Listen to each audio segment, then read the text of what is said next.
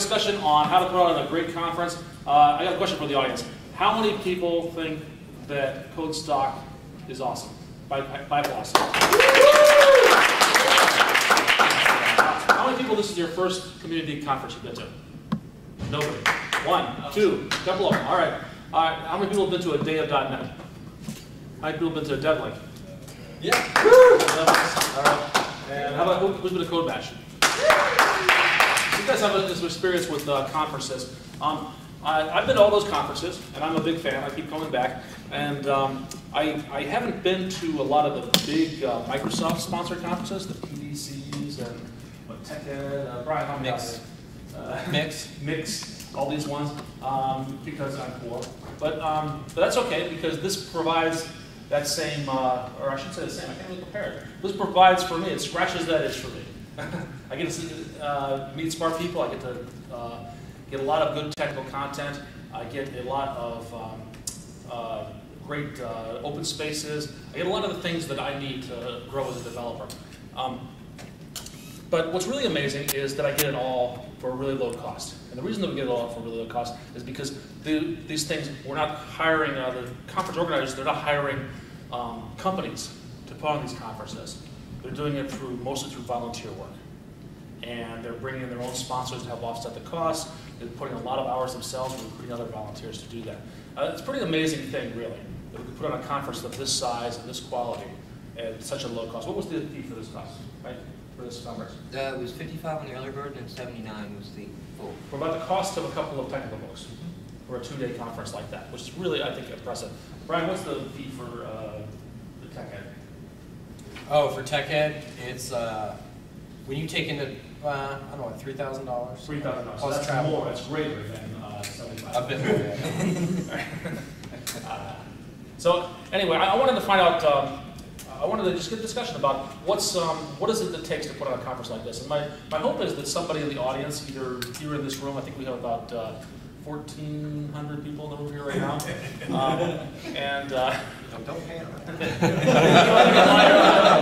The liar. A lot of things you can do with digital tech. So, or somebody on our audience at home. I think we have about 75,000 viewers at home. And we can't prove that's wrong. Somebody would listen to us, and they'd be inspired. Maybe somebody in a part of the country doesn't have conferences like this. They'd be inspired to put their own community-driven conference together, and they'd use this as some guidance here. So before we get started, let's talk about our panel. Everybody here has participated in driving a community event. So tell me who you are and which events you've been part of, and what your role is. My name's Jason Follis, and I've been part of the organizing team for 2 different types of conferences. One is Day of .NET in Ann Arbor, and that is more of a code camp, a 1-day, smaller type conference. And also I'm one of the organizers of Code Mash, which is similar to CodeStock where we're at now, and that's a multi-day paid conference.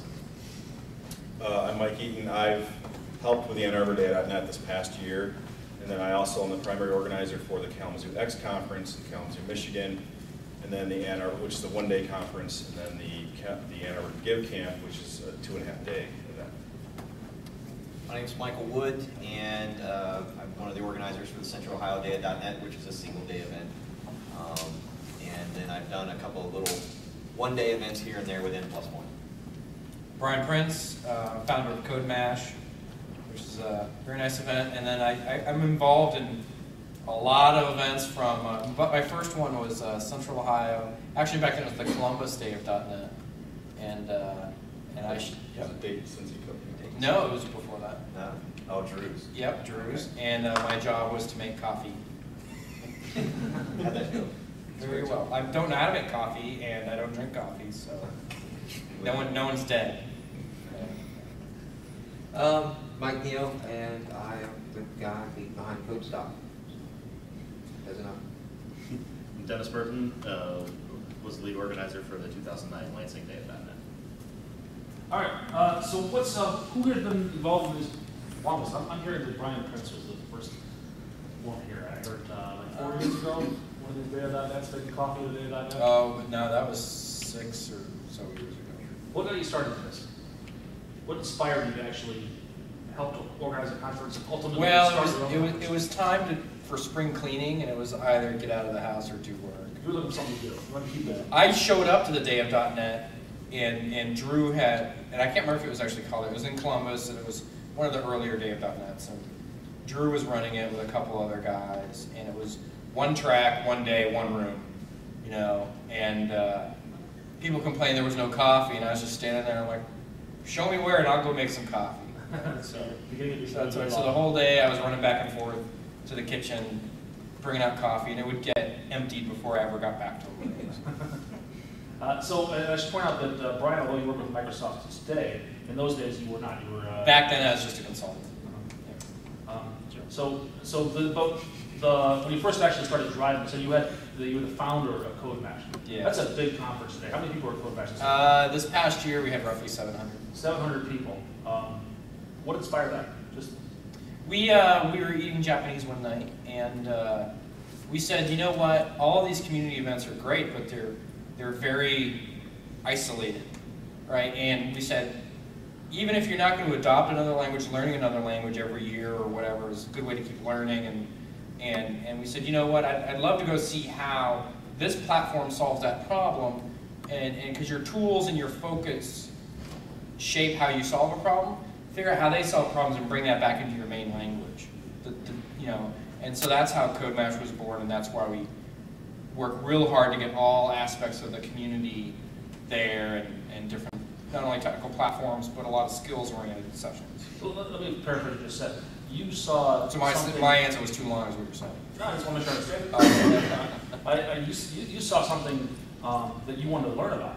Yeah. Some knowledge that you didn't see that coming out anywhere else. Yeah. So you decided to build that yourself. Yeah. Is that what inspired all your other guys? I mean, what's Mike? You started the conference. It's totally unlike anything else that I've heard out here. Yeah, so when I first got involved in the .NET user group in Kalamazoo, they were talking about putting on an event. And I attended the very first meeting with Josh Holmes, who also works for Microsoft, and they were talking to Josh about starting an event. And he and I quickly got together and said, you know what, let's see if we can influence them to do something other than another day of .NET. Because at that time, there were like, man, 10 or 11. yeah, there were a lot in our region, like every weekend. So we wanted to do something different. So we decided to take a little bit of influence from a talk that Brian had given last year before, on soft skills. So we decided to focus our event entirely on soft skills, things that developers are typically bad at, including interpersonal skills, design, architecture, those kinds of things. There are no, I think he's the only one who's ever shown code in maybe Leon showed a little bit in one of the talks, but there's no code, no one opens Visual Studio, and it's a single track, so everyone gets to see all the speakers, because that's always a tough thing, you know. Like here, there are 9 tracks. I got to decide where my time is going to be spent. And we decided, originally it was planned as a multi-track conference, so I committed 16 speakers to do like 5 tracks. I remember this. Yeah. To do like 5 tracks. And they were hour-and-a-half sessions, right? And they were like 70-minute sessions. And as it got closer to the event, we weren't seeing people sign up. So I'm like, man, we can't have 20 people show up and have 5 tracks. And so, like probably 3 or 4 weeks out from the event, I changed it to a single track event. But I didn't want to tell any of the 16 speakers, sorry. So it's like, well, how can I make this work? You don't want to fire any speakers. I didn't want to fire any speakers, so and a lot of these guys were driving from Ohio, so it was 4 or 5 hours for you guys to get up there. And so it's like, how can I fit 16 speakers in a day in a single track? So we did 25-minute sessions. Simple mathematics. Yeah, which actually, we did 25-minute sessions, and it worked really, really well. It's just, and the nice thing about that is if someone sucked, you were only stuck there watching them for 25 minutes instead of an hour and a half. And this year we had it again, and I switched it up. We went to 30-minute sessions, which was amazing because like Brian's soft skills talk is like an 8-hour talk. It is. Yeah. And he did a summary of it, and like he got done early both times. You spoke. I did 2 sessions the first year and 1 session the second. And the first year he didn't know he was doing the second one. It's like, Brian, you're up next. So yeah, so that's how we You're came able up. to draw them out of the shop? Yeah, so, yeah, exactly. So that was Kalamazoo X, something different. All right. So I want to ask kind of anybody who wants to answer this question. What's if I'm starting a conference, what's the first thing I have to do? What do I have to do? I've got a blank sheet of paper in front of me. I would say Talk to venue and somebody date. else. Yep. Venue and date? Venue and Before date. you start doing anything else, thinking about speakers? Find a food, venue that's anything? affordable, A place and and time. find a date that you can have, because once you have those two things, you can approach speakers, keynotes, and you can fill other things around it. When it's a vague, in the fall, we would like to do something, you get a lot of people say, yes, so I can possibly do that, but you don't have solid commitments because you don't have a solid date on that end. Yeah. Even Potentially- before you get there, a good thing to do is to talk to somebody else who has done it so that you know what demands you have of your venue. So you know what it is that you're looking for. So, that was one of the things that was really helpful for me. My entry point into organizing the conference is different than you guys, right? I didn't start up a conference in order to scratch an itch of mine. I was anxious to get involved, and Jeff McWhorter was actively seeking to create a sustainability plan so people did not get burned out on organizing the conference, right? So I asked how I could help out. He says, okay, you can lead the next conference, right? So instead of the same person having to lead the conference year after year, putting that huge burden on one person, actively sought out to every year we're going to have somebody different head this up.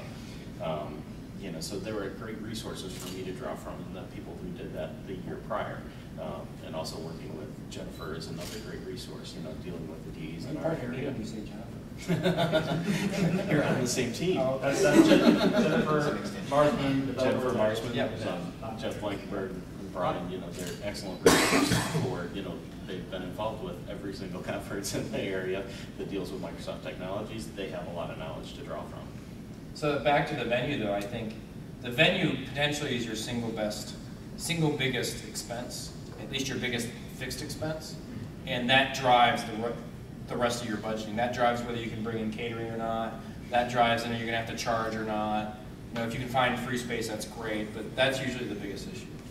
Well, venue and date are not always mutually exclusive, meaning your venue might be available on a certain date, but there could be a college football game in town on that same date. So you have to look at the local calendar, you have to look at developer calendars, because you don't want to organize an event that's in opposition to another event that would draw the same Like audience. a World Cup? Not so much for the delegates. Not so much for the delegates, but more for the speakers. Because Yeah. say, there's a much smaller pool of speakers than there is of delegates. Delegates come from the local area generally. For some reason, what we're doing in the UK. So For various reasons. is delegates like the British term for audience? Yes. Yeah. Okay. You also have to look at holidays, right? And when the land expressions show up, it's a whole other. You also have to look at holidays, because one year we made the mistake for the Central Ohio Data.net. It was on a Jewish holiday, and I just didn't notice it. And I have a good friend of mine that's Jewish. He came up and he said, I can't come, and here's why. And I thought, Even things like Mother's Day have affected events. Or the day know. before Mother's Day. Something Yeah. as small as that. Well, I booked a boot camp in Amsterdam. I picked the one day I could do it, and a week before the event, they're like, "That's a Catholic holiday. No one's in town," and so we had to cancel the event because I didn't know that. That would be like Memorial Day here. It was a big deal. I've even had a conversation with some Jewish members in our community to convince them this doesn't break Sabbath, because you're allowed to study on the Sabbath. And I say, it didn't say what. Come study code. You're allowed to study, except for IT related. Yeah. I think venue and date are important, but for me, it's much more important to have a good team in place first, have other people that are going to help with it. Because I don't think, in my experience, one person can't do it all. I would say at least 3.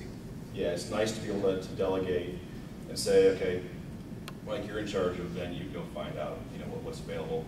And I've gone as far as, someone go check out the dates. Someone has to investigate dates.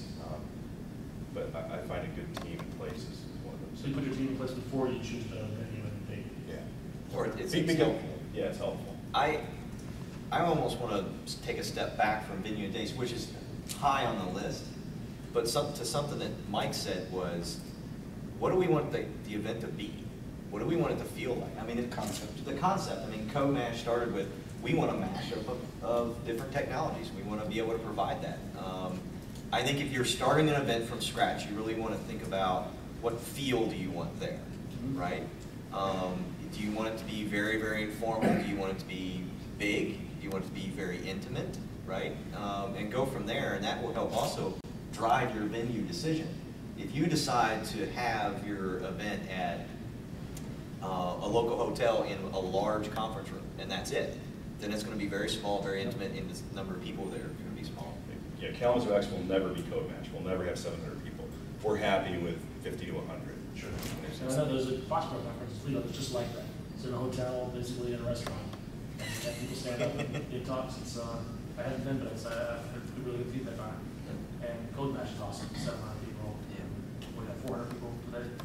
Yeah, around 400. So I'm guessing that although you did actually come up with a concept before you picked the date and time, that was so natural to you that you No, so the starting of Code Match is quite different. I was not scratching an itch like I want to see some technology, because I was in the circuit, you know, so I was a speaker, I was running around, I was going there, so that itch was being scratched and fulfilled.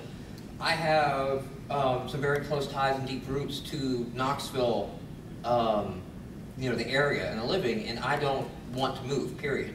You know, part of this is space in the area, and part of this is family, you know, things that I'm not going to move for my job, you know, and break apart family.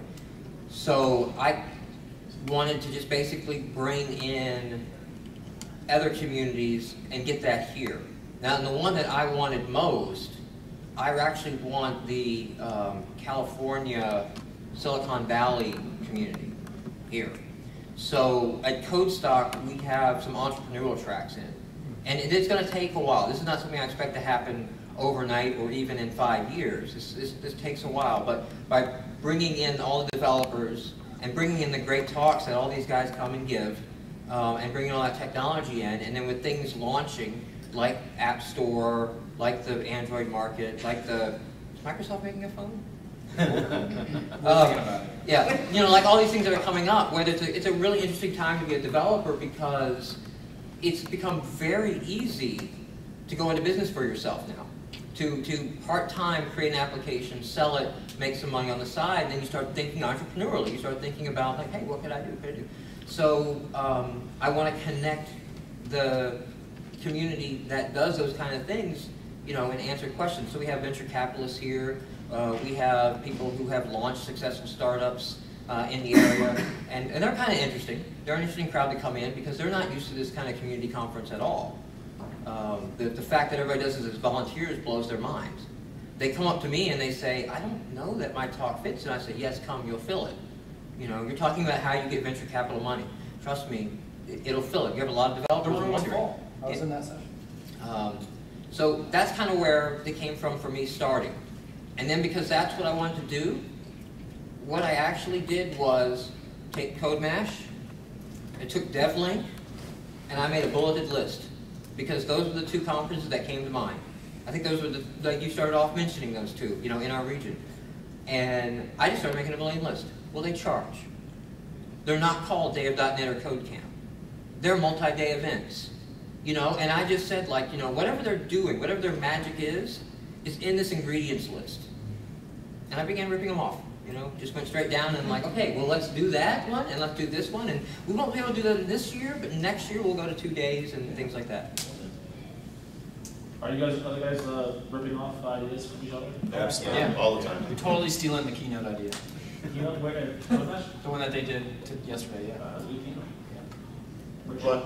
But when you have a conference and it's established and you want to change it, you want to keep what works, right? So every year there's only like a couple things that you want to change. So we do that for Day of .NET. We try to keep the same format. We try to introduce new things that don't drastically change the format. For instance, this year at our Ann Arbor event, we introduced a lunchtime panel that you moderated, Dave. And it was a success. It provided lunchtime entertainment that was useful to the I was honestly audience. surprised how successful that was. And, It was really cool. and that's just an We just got example. this spur of the moment thing, and it was, people really liked it. That's just an example. Everything else about the conference was the same, but that's the one thing that we tried to change this year. Thank you. one of those things that the first time I saw this when Michael did it here at the second Code Stock was allowing the attendees to vote on the sessions that they wanted to see. The first time I saw that in email, my jaw dropped. And I was like, that is amazing. Why didn't I think of that? Right, that was an incredible idea. Even asked him whenever the Lansing Day that came up, it's like, the registration system for that, is that available? Do you have it zipped it up and emailed it to me? Just willing to share that. That's amazing. Well, and that's the nice thing is we're all friends, so we're stealing, but no one has any problems with it. In fact, it's been cool for some events. I've heard people say we want to make it like Kalamazoo, and like I don't do session voting. I handpick speakers, I handpick talks. It's a very selfish event for me because it's people I want to hear speak. But yeah, I've stolen things from Richmond Code Camp, and then we brought it to Ann Arbor this year. We put the schedule up on the wall and on paper. Some things changed. We could pull a piece of paper down, put another one up, and people could walk up to the wall and see the schedule. And I think that's worked out really well. Yeah, when we're saying steal, we mean, can I take that from you? And then Brian goes, yeah, here's how I did that. There's no weapons. It's no weapons involved. It's open source, so to speak. Can I ask a question around lunch? So I run a lot of the conferences in the UK, Remix, DVDs, gone worldwide now.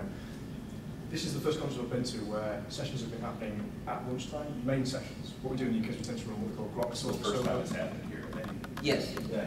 We tend to run grok talks over lunch, which are small 5-10 minute sessions. So people that are new to speaking, we encourage them to submit grok talks and get them into it, just sort of dipping their toes in without too much risk. Somebody should steal that idea. And that works really well. We've actually discussed that for Code Match. We're always massively oversubscribed for that by people wanting to do it. Yeah. Actually, well, I'm just curious, what do you other guys do during your conference to other lunch? Because lunch it's either dead time or it's filled time, or it's the thing we get the most complaints about and the most compliments about every single event we run. Food, coffee. Normally more it's complaints dead. about all of that than anything else. Ann Arbor was the first time that I've been at an event where something was done over lunch. Well, except Code Match did we've had speakers over lunch. Yeah. Vendor things. Yeah, Well, we'll have a Devlin keynote had lunch. a comedian and Yeah. musician one lunch. Yeah, and by comedian we mean comedian. But honestly, when I saw the schedule for this and I saw that, oh my God, there's sessions going on during lunch. Because I was against lunch. I was That's too, scary. and I was worried. Yeah, absolutely, I was worried about it. Well, I had no idea how that would play out. I would love to say that things like the keynote, the voting, the lunch, were mad genius plans that I've had all along, and I just said, ha ha ha, this will surprise them all. They've all been born out of, I have a problem, and how can I solve it? The voting, okay? When you charge for a conference, your rate of registrations slow down to the last minute, because people wait until they know they can go to commit the money. So one thing I did is I offer a refund policy, which is very rare in the conference. I refunded somebody the day before this conference. They said they couldn't make it, and the day before. I don't think I'll let that happen next year. I will put a buffer on it, because it does make me nervous, because you committed budget at that point. But so I offer a refund policy, so go ahead and sign up. But the second thing is the voting actually came out of only the people who have registered get to vote. So only people who have committed to come get to vote. So I can get them to commit early, and so that I can budget and plan accordingly. Lunch happened because I don't have a room. If 400 people went to lunch at once, we had no room to put that in. And they wanted me to assign everybody shifts in lunch.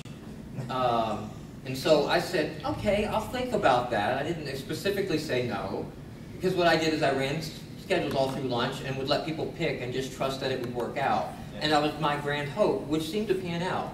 People would jump into lunch, eat quickly, 15, 20 minutes, and then jump right back into sessions, or take lunches right into sessions. From the room counts I've been doing, lunch dips about 50 from the total pool. So sessions really aren't that impacted that went across lunch, and people have been doing it. But it's not been a mad plan, it's just been more of, I've got to solve this problem.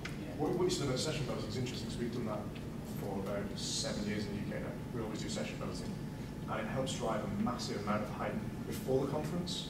Because you've got all speakers talking about their session, and you've got to vote for me, I'm up here.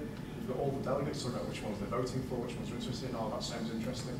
And that drives a lot of hype around the conference before it's even started, before you even open registration. The last one we did, which is was only about 360 people. We sold out in 14 minutes. Wow. Really simply because you've driven a massive amount of hype just before the event. And it gets people really excited about it. So it's well worth doing, I think. Session buzzer works really well. Not just for, we don't do it just for registered people, we let anyone work. And you've got the potential for cheating, things like that, but it doesn't really matter, it's irrelevant. We'll still have pick one people want to speak. It's not completely democratic. And let's talk about hype. How do you drive attendance to these events? Because they're really well attended. Well, you almost, the developer community, once they've been to several, you start getting hooked into Twitter, Facebook, friends, and blogs, speakers posting on, where they're going to be talking, like you said, word of mouth. And I mean, you don't necessarily have to market that much. You just have to stoke the fire a little bit. When it's around time to get people interested again, it's, oh, well, we've announced the dates for CodeMash, right? What do you mean it came out like we just figured this out? They knew at the end of last year when the next one was going to be. Yeah, we know the contract date's 2 years ago. Yes, but you stoke it a little bit and say, now we're going, now we're getting started. Speakers, if you're interested, start sending in your abstracts, and you just plug it out there a little bit every now and again, and as people pick up through Twitter, blogs, website for the event. User groups. CommunityMegaphone.com. If you're in the U.S., you can contact your DE and get it in the MSTN Flash. That goes to 50,000 developers. Things like that. I see with Has anybody ever bought an ad? no. We did actually hit a different channel for ours in that outside of the user groups, which is our normal audience, everybody that shows up, since we were on campus at Michigan State University, we actually hooked up with some of the groups that are on campus and put up some announcements there since we were available. Cheerleaders. Well, we had Justin Conan, who's in charge of the marketing for CentralOhioData.net. He created flyers, and we would ask that people that came to the user groups or people that wanted to download them to print them out, take them to work, and stick them up, right? And they had the little tear-off tags at the bottom that just had a date and the address to get signed up. At the Minneapolis Twin Cities Code Camp, this past spring one they had it at the University of Minnesota, and one of the rules there was you actually get access to the space for free if students are allowed to go and it's sponsored by a student organization. And that same kind of thing is that student organization went nuts with putting up posters and all that kind of stuff to make it a pretty big event. But then the space was free and actually provided food and beverage for free as well. For that. We should move CodeMash So Do it in the summer. Yeah. So something else that we find helps massively in marketing of conferences is getting the other conferences to advertise your conference. Yep. So we've got an umbrella work organisation in the UK for all the community leaders, all the different user groups, all the conference runners, which got an email list. And whenever someone's got something coming up, they just post it on and say, guys, would you mind advertising? That goes out to all of those different communities across the UK. Okay, we've got a much smaller geographical environment to cover, but it works really well because that is your audience. Where they are is kind of irrelevant, but they are your audience. With Kalamazoo, we're so far out in the sticks, people don't know where it's at. And we're kind of Where is it? Yeah, exactly. Even when he doesn't live in Florida. with Kalamazoo, it's been tough. So what I tried to do the first year, because I was just terrified of this event failing, because I had all the great speakers lined up. But that ended up working, I think, in my favor because I did have, Brian and Leon Gersing, and I had a lot of the big names kind of in Heartland, and I think that really helped draw some people into, and of course Dave spoke, and included me in his slide deck. So that's what we did. We just relied on that, on getting the speakers excited, and hope they kind of spread the word to And it was a really long time. The room was packed. I remember that. Yeah. Sunny too. It was very sunny. Well, let me ask you this: I think everybody's got like an average of 1.5 conferences that we're in here. So, how many of these conferences cost money or cost money to the attendees? CodeStock, Kalamazoo. Kalamazoo X, CodeMash. we had one day that night that charged $10. We tried that this year and it worked, so Yeah, that one's so the charge. nominal payment, and the other days that night were free. Dave Camp is free. Yeah, give campus free. So these are pretty low prices, but they cost a lot more than that. Yes. Yes. Go ahead, Mike. The first year that I helped out with Data.net, our budget was $9 grand. And then over time, finding better venue, cheaper prices, and that kind of thing. I think this last one came in just under 6. But yeah, that was free to the attendees, and all the money came from sponsors. I mean, people like Telerik and DevExpress and TechSmith and Microsoft. Yeah, anybody in the room? Because the sponsors do a great job of getting out in the community because they get it, right? So, and you go out and sometimes it's local companies doing the sponsorship, sometimes it's very large companies doing the sponsorship. But if you're given a free event, you're living off of that, right? You're living off their generosity. Yeah, how do you find those sponsors? Luckily, they Steal them. steal them from the other people. There's a list of them. You have a conference shirt and you turn it around on the back and then you email all of those links right there. So most of the companies you mentioned have sponsored every single one of the events that we mentioned. So majority. Some have been in almost all, yes. They're just really in the community. I guess that's maybe this would be a more detailed version of that same question, but do you actively seek people out, or do some people seek you out to say, I'd like to be a part of this? I've had sponsors email me saying, hey, we would love to sponsor your event, which has been kind of cool. Yeah. So, you know, I've got 2 different events. Kalamazoo we charged because we were worried about getting sponsorship money. So we charged, and also to get people to put some skin in the game, because we found that if we charge people, it's less likely we're going to get that 40% drop on the day of the event. So, you know, we charge, but we also do seek out sponsorship. And I really love getting sponsorship money from local, you know, Michigan local. TechSmith has been really great. But that's for Kalamazoo. That's relatively easy to run. When we're talking to GiveCamp, which of course, I mean, everyone shows up for free to that. Right. We've got to feed developers for 2.5 days. And that's been a big deal. But we've had really, really good reception from the sponsors that we've talked to, DevExpress and TechSmith. They've always been really good about, you know, what can we do? And we've got sponsors like Domino's Pizza who provides us food and a big lump of cash, which has been really, really nice. I did actually get, I tweeted something about GiveCamp, and just out of the blue, I get an email from Telerik saying, hey, I heard you're in GiveCamp. How can we help? That's amazing. It's just, you're asking how they can get us money. Yeah, I think your first year you have to find the sponsors, but then year after year, you know, we just put a prospectus up on the website for CodeMash.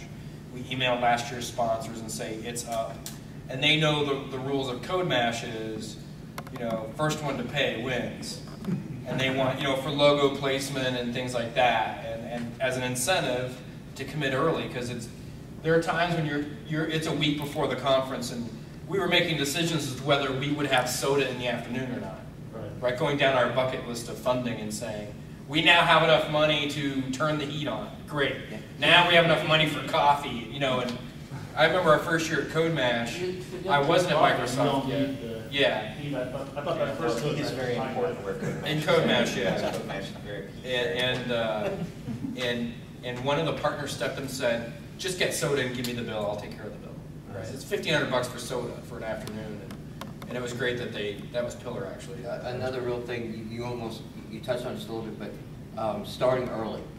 So CodeStock this year, call for sponsors, that's my number 3. So my first thing is to secure the venue, secure the date. Third thing I did was send out the call to sponsors and let them know. And that started in January. Because they have budget cycles too. And if you get way early in that budget cycle, they can put you on the list, they can go in and make the case. If you're planning a conference in a month and you're doing, you know, just a one-day event even, that's very hard, it's very last minute, and you're basically hoping on money to fall out of a budget. It's like, oh, we have some extra money somewhere. So I would recommend that. If you're looking for sponsors, and I kind of think they're going to want to know that you have a venue and a date so it's real, but even if you don't, if you have kind of a premonition, you know, like we're looking at this, you can at least get on the budget. That helped actually this Premonitions. year. No, premonitions. Well, I wish that would help. That helped this year because we had a situation where our venue was in question, and I wasn't sure because we normally have CentralOhioData.net early in the year, like a month or so after Code Match, because nothing else is going on and no one is let out for summer and whatnot. There's no soccer games going on. But our venue was in question. And because of that, we had no idea what our budget was going to be or where we were going to land. And I reached out to a couple of our very staunch sponsors and said, look, I don't have a date. All I can tell you is it's going to happen. And several of them stepped up and said, yeah, of course, we'll help. So it probably matters too, because you've had your conference before and it's been on before, and they know that you can execute, and that it's not, okay, I'm trying to find a venue the very first time. Then they might be like, ooh, well, I don't know if... Who are you? Yeah, okay, we'll put 50 cents in a jar. I think another item for sponsors would be, for gift camps are a little bit different in nature because of the charitable nature of it. You can get more people sponsor that event, and having a partnership with somebody who can handle a 501(c) is beneficial. We work with Impression 5 in Lansing to handle those kind of donations, and just some of the larger organizations need that to be able to donate to an event. I would say real quick is be very crisp in what you're asking for. Don't just say, can you sponsor me? You don't have to have a formal prospectus, but go to any of our websites and take ours and copy it. You have to show what value you're Yeah, going to provide. we're going to have 400 attendees in this area with this focus. That's basically they're getting access to an audience you're putting together. What we'll give you for $500 is X, Y, and Z. If I've had asks at Microsoft of people like a week before the event. I know you hate that. I'm sorry. People have made requests to me a week before an event saying, "Can you sponsor?" And that's it. And it's like, well, how much do you want? What are you looking for? Money, or product, or space and time? Or speakers. Your speakers, and what's going on? We need venue, we need Wi-Fi, we need bar. Yeah, for gift camp, we're making it very clear that Pay for that it's thing. nice if you want to give us software. The software won't feed our developers. Yeah, if you want to show up with a truckload of soda, that's even better. We had a question. This is all very interesting because I am in throes of planning a conference, and I am kind of somewhat ahead of the curve. I have a date, I have a location secured and all that. But Before you wrap it up, what's the topic of your conference? independent and freelance web professionals. In Atlanta? Raleigh. Raleigh. So, and it's actually sort of been born out of, I've been to CodeMash, come to CodeStock, I've been to some of these events, and I like a lot of the things that I've seen. But as an intern for the past few years, one of the things that I get somewhat frustrated with is there's a lot of things that aren't necessarily discussed. Now, some of those are starting to be discussed here, some of the micro ISVs and things like that, but contracts, subcontracting, the finances, the legal stuff, how do I deal with all that? So I'm looking to try to bring together sort of some of the things that the best of the CodeMash and the CodeStock with some of the business side of things. That said, there's actually two things here that I'm thinking of. One is that I think all of these organizations I've seen up here, the meetings I've seen are nonprofit in nature, and I don't want to live life as a nonprofit. I'd like to do this as a for-profit venture. From that standpoint, some of the people I've talked to, actually not specifically for this, but I've talked to speakers in the past that don't mind coming and speaking for free or for a small amount if it's a volunteer sort of thing. When something, if they think I'm trying to get rich and fat off of this, which I'm not trying to get rich and fat because I don't need to get rich, I'm already fat. Their attitude changes in something, and I'm getting people saying, well, if you pay for me to come in and give me $1,000, I'll come and speak. That's 5 years from now, that might be a great goal. I'd like to get to that point, but essentially this is kind of chicken and egg. I'm starting out. I don't know how to go to sponsors and say, we're going to have 300 people, because I don't know if 300 people are going to come yet. No, but I would go on the capacity of your facility. Well, it can hold up to 1,000, actually. All right, well, but maybe not that. what I've actually, I have some of the numbers I've run, I kind of have this break even of sort of between 80 and 100 people, maybe 110. The facility right now, what I've booked is about 150. It's like a large room, kind of a CodeMash room, and then some smaller breakout rooms. Yeah. They can go higher if suddenly there's this massive demand. I can go up to 1,000. But I would say if you offer them a token payment, so we are starting off. This is for profit, but as a side, maybe you call it a self-funding.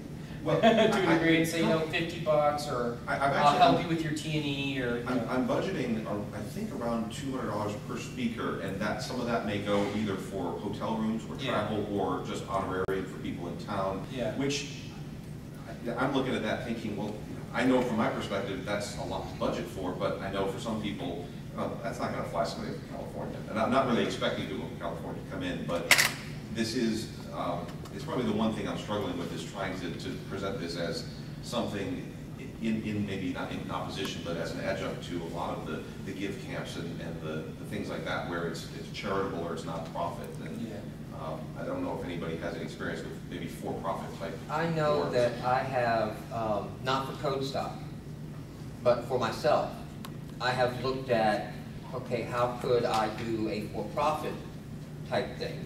Also looking at one day, one track, you know, very tightly focused. Can I do something in some other area, you know, transfer skill set, you know, and do that. But when I sit down and start running the numbers, I quickly understand why tech ed costs what tech ed does. You know, like it really quickly adds up and becomes like, oh wow. Like, so, you know, I used to look back at that number and go, those guys are just running to the bank with all the, you know, 3,000 kids. It's just crazy, you know? And it's like, no, as soon as you factor in paying speakers, paying conference orders. Somebody told me the other day that for a very similar size conference, the organizer, the venue coordinator, okay, and he coordinated a staff to run the event. He didn't run the event like I'm also hands-on, but he coordinated the venue and the dates. $20,000 was his fee. I said I'd do it for 15. You know, I'll do it for 12. I'd like to take that Race question to the bottom. and turn it around a little bit, because we actually have people that do sponsorship here, right? Well, how does that change the game for you guys when it's a for-profit event versus a lot of these events that are not? For me, I'm the evangelist at TextNet, so for me, I work with the community events. If it turns to for-profit, it's a lot more formal process, and then I actually might get the trade show staff involved instead for sponsorship and payment. So you have It's for different the- budgets and different staff.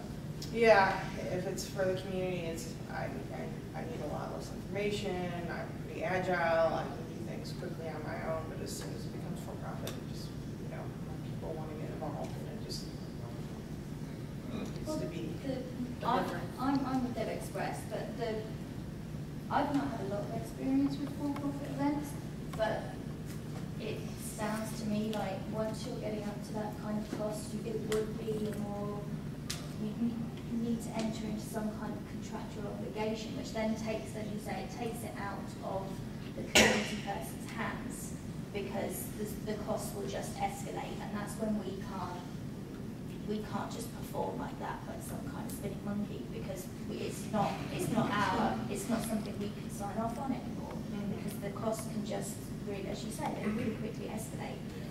The community events, it's a lot easier to turn things around more quickly. In some cases, it's done on trust, on reputation. So as long as you know this person and these people you've worked with before, it's, you know, you grease the wheels a little bit. But with a for-profit event, I don't know. I'm not so sure how easy it would even be, especially if it's your first time out. If I was being honest, I don't know how easy it would be to get sponsorship from the same kind of avenues that these guys might go to. It might require some more research on like vendors' parts and your own part to know what sort of people you can approach to be able to help you with something like that. Well, at the moment, it's still it's not announced, but there's some things signed. It's probably 99% going to happen. Whether sponsors get involved or not, I don't know at this point. And if they don't get involved, it will be very down to the wire as to, it might operate like for-profit, but it might actually be for-profit at that point. It might be for break-even as the biggest hope at this point. But certainly, if there were some sponsors involved, it would certainly take the edge off of some of the costs. Because, yes? I think you find a very different audience of sponsors would be more appropriate, though, not the community guys, but rather the people that can make money from your audience. Whilst you guys can, that's not the primary focus of thing. It's more about engaging and being that person. You can speak to accountancy firms, to law firms, to insurance brokers. Funnily enough, there actually is. They will throw cash at it because they will see the value. There is a specific online accounting or invoicing company I'm talking to, and I have this is one of these things. I've seen them sponsor some other conferences that I think are going to have some similar overlap in audience. So I did reach out to them. I've reached out to a couple of people, but because I haven't done it before, it's been a little slightly nerve-wracking to reach out to people that I've never reached out to before. In a lot of cases, you know, every one of these examples, people saying, well, we're just saying here we're open and people are falling over themselves to help and give us loads of stuff, and no one's doing that for me yet. I think that's because in the past they've already set the groundwork though. Exactly. You know, with a lot of the Code Mash, that gets me to drive 12 hours into the freezing snow, but it's a great place to go. Hey, Mike Gammons has a question. Actually, I wanted to touch on one thing I hadn't heard, which I thought I would hear today, and a couple other things too. So I'll just do this all, and you can decide who wants to do what. First of all, nobody's talked about the selection process, like how you decide. In some cases, I know we've got voting, but other cases it's individually. Is it a committee? Is it 5 people, 10 people? And how do you even pick up a committee to make those decisions? So selection for speakers is one. The second one is booths. You know, sometimes I see some of these things, sponsors actually have booths, and others I see nothing like that, and how you would approach that. And third, which is just something I've noticed more and more, it seems to me that some speakers are actually being sponsored. And how you guys feel as organizers, as community organizers, how you guys feel about the notion that some of the speakers may be sponsored by a product or a service or a publisher. Does that matter much in your selection process, or how you deal with it? So those are the three. Yeah, I'll take a swing at that. The first one was selecting. Selecting committee. So Code Mash, the first year, the board made all decisions, and we are a diverse board to begin with. So we have Diane, who has a Python, Java background. We have a PHP author. I'm a .NET guy. We have an old curmudgeon guy. So we're, you know who I'm talking about, no names. And we felt that we were putting, and it was like, this is a conference we would go to. These are the people we want to hear. And as we've gotten bigger, we've pulled in other community leaders to say, you know, you're big in the .NET community, why don't you look at the .NET sessions? And we're looking for really unique content because a lot of our attendees go to the other local events. So they don't want to come to Code Mash, they don't want 12 hours through the snow to see a talk that they saw at a local day of .NET. Now that has led to perceptions of unfairness when one of the people on the committee is from a consulting firm and 3 of his colleagues are speakers. So we're working harder to avoid the apparent conflict of interest there. And then about booths, Code Mash is a bigger venue, it's a bigger thing. The sponsor fees are higher, so we encourage them to have booths, and Jason actually deals with that, but it's a whole nother level of complexity, I think. Right. But if I could get away without doing it, I would do it. Thanks. So if we could do the booth this year, new venue, and trying to figure out the space and what it was going to feel like with the number of people, but I heard that from everyone that came here. It's like, where can I set up my booth? And if you don't have, I don't think I have space for that here, so we're doing that, at the Bijou.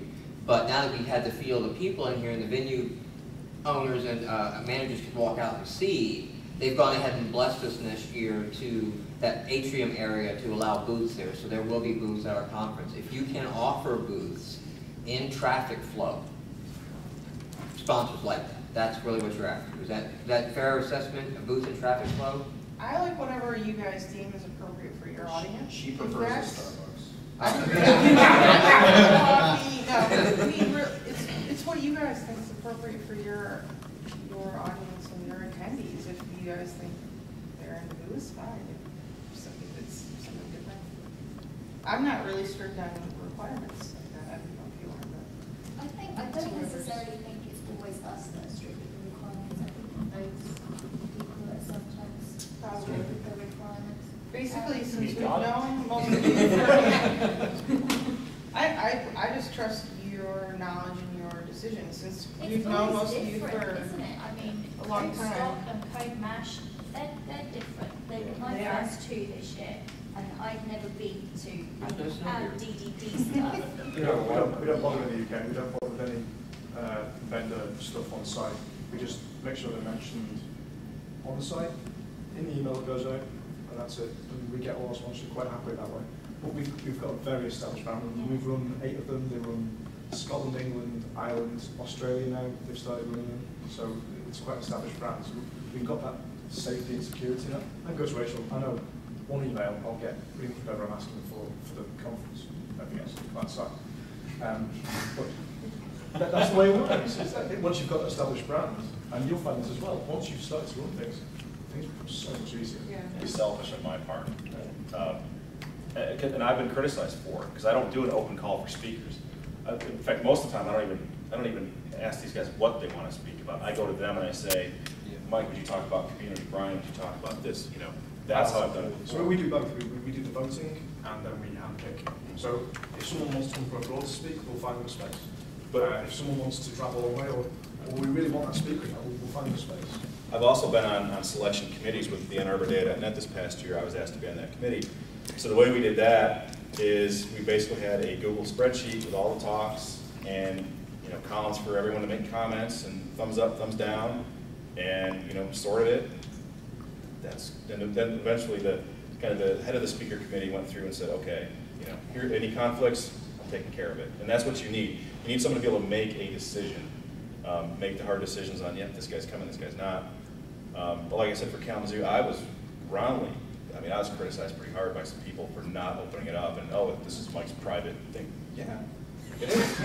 But don't come if you don't like it. Suck it up. I will say something to Mike about the committee.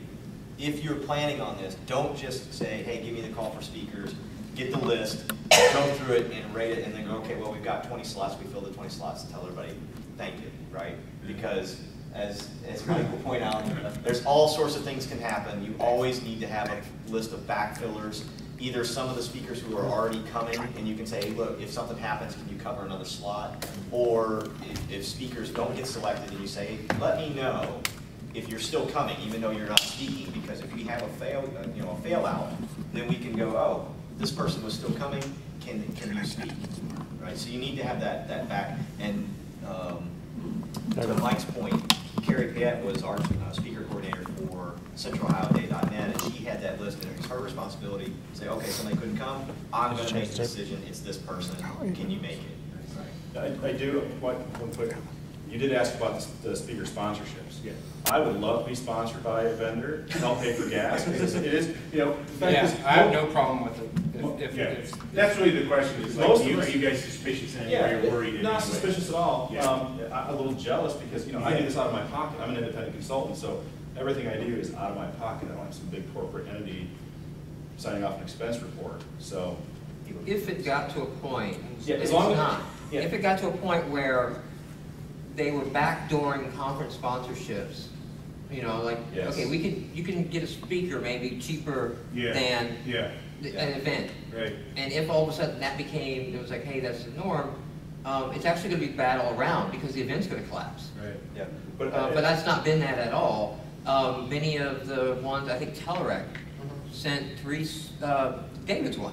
Yeah, Hey, come out of the closet, David. You're one of them. Pay all of The their vendor did pay for my travel expenses in this trip right Covered now. his travel And expenses. just real quickly, does anyone have a problem with that as a concept? As long as you're not, if your content is independent of the sponsorship, Right. thank you to Vendor X for making it possible for me to be I here don't want a today. Now let's commercial. talk I don't about want a that. 10-minute commercial So, about. well, okay, so let me ask you this. What if I submitted a talk on how to use the Telereq control suite? And Telereq paid my expenses, would that be okay? No, that one I would flag because we do vendor sessions for our sponsors, and we say, hey, we want to give a session, and we handle that in a very handled manner because it's like come in and show code, don't come in and do a sales pitch. Well, it might not be a sales pitch, it might just how to use the tool. I might come in and say, like Brian, I think, has done talks where he showed how to use Microsoft's tools, and Microsoft paid his travel expenses. Yes. I'm just saying. Yeah. Microsoft also, We're also sponsors. sponsors. Yeah. Telereq is also sponsors, so. So you're saying that if my people pay my expenses, we're also a sponsor, it'd be different. Yeah. Rules would be different. Yes. Well, I don't think that. I was going to say, I don't think that how to use a particular vendor's control suite would even be selected as a talk, to be honest. I probably wouldn't select it for one of my conferences. Now after the fact, if you submitted a talk and we picked it, and then you or somebody else decided to pay your way to that conference, you've already been selected independently at that point. Yeah, no, I've never advertised that fact when I'm submitting for a conference. So I think a lot of times people aren't even aware of who's paying for my hotel bill. So we've got an interesting rule in the UK in that we don't allow Microsoft speakers at our events. Because what that very quickly ascertains is that all the content is from the community. People might be working for Dan Express, whatever else, but we don't let them speak on vendor topics ever. So they're very, very strict around that. At the last Kalamazoo X conference, I had all of our regional DEs speak, but not a single one talked about anything Microsoft related. Which is correct. Yeah. I talked about poop. He did. He actually called the community pilot poop. or something. It was probably the best community talk that I've heard. Yeah. I'm a poo leader. I'm kind of curious, Michael Neal, what you said you got a lot of criticism for the. See, he did it too. Yeah, He did it. That's Neil. There's 3 mics. Sorry. I'm Everybody sorry. loves me. I'm sorry, Michael, It's criticism. I make No, mine, sorry. double mine, Moses mine. Michael, Mike, Moses, Yeah. I'm sorry. Hey, Eaton, how's that? You got a lot of criticism from people for the selection process. What was the after feedback, the feedback on the event itself, not from people that People loved it. Okay. I think people loved it, and the fact that, so kind of my goal for that event is to get keynote quality talks. That's always been in my head what I wanted.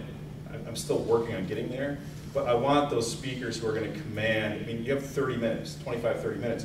I want someone who's going to command your attention. Alan Stevens this year got up in front of our audience and said, everyone put down your phones, close your laptops, I have 30 minutes. And he swore while he said that. But that's, and, you know, the year before, not to take anything away from any other speaker that's been there, Leon Gersing absolutely rocked his talk. And it was just like, jaw on the ground, like, oh my God, what just happened? I mean, it was that, those are the kind of talks I want. I want people to walk away going, wow, that was really good. You know, Mike did a talk the first year on what community means. Just amazing. Jim Holmes did one on leadership. Just amazing talks, and that's what I shoot for. And so, you know, I, as a member of the community, not just as a speaker, but I know what I want to see, and I think that probably is reflected in a lot of other people. They want to see this. And I think that's a big part of it. I don't take anything away from doing that. I've actually fantasized about, like, you know, it would be awesome to have a conference where I hand selected, and it was a single day, and I put them on there. And this is very similar to, you guys may know Eric Clapton does a concert. He's done it a couple times now, but it was a concert in Texas where he hand selected. It was like a 3-day Woodstock Bonnaroo type thing, and he hand selected all the guitarists. And he basically said, these are not the people who should be here. These are the guitarists I want to play with, and went down it. And you know, putting it on a list of speakers, like, these are the speakers I want to see. As a speaker, you know, I want to go see these guys, and I think that's high value. And honestly, I think the criticism was, and it's really hard. Like, so the first one I handpicked, there's 16 speakers. I realized the second year I can't have 16 talks. It's logistically not possible to do. It's hard to do 16. So I had to not invite some people. That was hard. That was really hard. But then I've also realized that, okay, if I do it next year, so, you know, Brian's been at both, Mike's been at both, you know, do I continue that? Are people going to get tired of seeing Mike, Brian, and some of the other speakers? Get that a lot. How do you guys get your feedback? Because I've not seen the feedback form the whole time. We're too big to sit there. I know, we got complaints about that, so we called up the hotel, and they went in one of the breaks and separated all the chairs and spread them out. And I think showing the attendees that we are listening to their feedback and acting on it in real time is what's really important. Well, and this year CodeMash put up the big Twitter feed, yeah. Well, no, not the Twitter feed. The do more, do less. Yeah, the do more, do less. I mean, there was a big sheet that was Oh, basically yeah. cut down. It's like, do more of this and do less of this. And they had sticky notes. And people just go up, write what they thought, and stuck it up there. It was Right? basically keep, stop, start. Yes, yeah. CodeStock will do a survey. It'll come out about Tuesday. Now I've taken flack for that from some people of like, I don't, you know, Tuesday, I've already decompressed. And it's like, exactly. Because to me, now this is not as a speaker, this is as a conference organizer. What you think about Tuesday is what you'll probably care about to the next year. And when somebody in September says, what do you think about CodeStock? I want that information, because that's really what you've taken away from my conference. I'm going to complain about the heat. I would get complaints on the And the box lunches. I would probably get complaints on the box lunches even this year when we didn't have them. There's not enough boxes. Yeah. Yeah, I actually got a lot of value out of last year's code stock feedback that I know you caught a lot of flack for, is that you basically compiled it all together and sent it out to all of the speakers. The open Because as a speaker, I love to, the people that I like to go see, I want to see what other people think of them, right? To see if they're thinking the same thing that I'm thinking. If I want to model myself after and pick up traits that another speaker has, you're looking at their feedback to see if that's valued or not. Was So good information We've got a for really me. cool way of doing that in the UK. We pull the feedback collected online into one system. And the speakers, if they want to see other people's feedback, they have to open up their feedback and the scores. So it's a very inclusive thing. If you want to see other people's, you open up. Some people do, some people don't. That's fair enough. That's a very interesting way because with Code Stock, the way we do the Feedback Tuesday online, it tends to lean negative.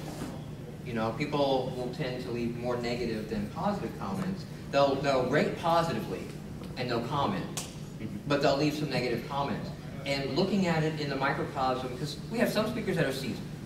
Ryan's used to being told he's awful. But I really don't care. we have some speakers that are very new.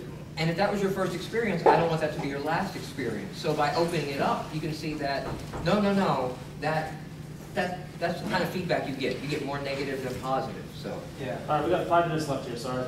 Let's wrap it up. Have real quick closing thoughts for about 40 seconds apiece. Thanks. The biggest thing for me would be referencing other people that have run conferences before. There's a lot of valuable feedback and a lot of people willing to help. Just ask. Just ask any of us, just ask anybody that's doing it. We're all happy to help. I'd say you don't have to run a big, fancy, complicated event. Keep it lean, keep it simple, and go from there. I would say find people to help you, because as Mike said, doing it by yourself, while possible, it's very, very hard. And find people that you can trust to help. What they all said. I'll just make a comment about charging for a conference. So it's my opinion that a community-run conference like this is allowed to charge. It's not taboo, but you should probably only charge for the scaling cost. Figure out what that cost is per head. That changes if somebody drops off or if somebody's added, what that scaling cost is, and then that's what you charge, and then try to get sponsorship to cover all the static costs. And I think that's the formula for success. Okay, I'll just finish up by saying that I'm really grateful to the people out like this at the community that are putting their time in, because I benefit from it greatly. Thanks for coming, guys. Appreciate it.